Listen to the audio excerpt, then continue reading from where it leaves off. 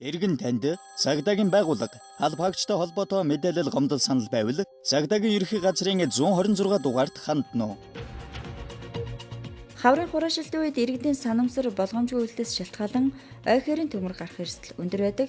Тухайлбал хан үйлдвэрлэдэг цагдаагийн 2 дугаар хилтэст тус дүүргийн 4 дугаар хорооны нутаг дэвсгэр нөхдийн ам 14 дугаар хорооны нутаг дэвсгэр богдуулын өөр хэсэгт төмөр гарсан 2 хэргийг шалгаж байна.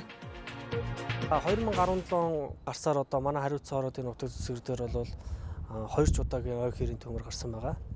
За энэ ойхерийн төмөр дээр одоо тавьсан одоо холбогдогчийг одоо ерэн сурвалж одоо холбогдох ажлыг бол зохион байгуулалт ажиллаж байна.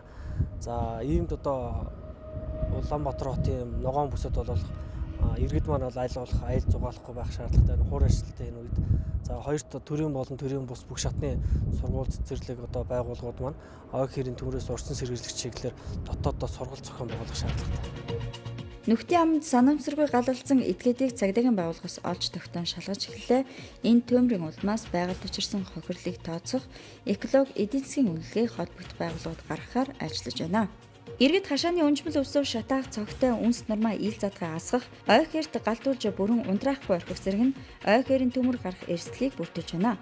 Иймд төлсөн гал асаасан чөдөн татсан тамхины гал цог нормыг бүрэн унтраах, төмрийн хураашилт ихтэй үед ойхерт ил задгаа галдуулахгүй байх, машин тэнхий утааны яндан оч баригчтай болгох, насанд хүрээгүй хүүхдийг төмрийн аюултай ойхерт чөдөн засаагууртай явуулахгүй байхыг цагдаагийн байгууллагаас сэрэмжлүүлж байна.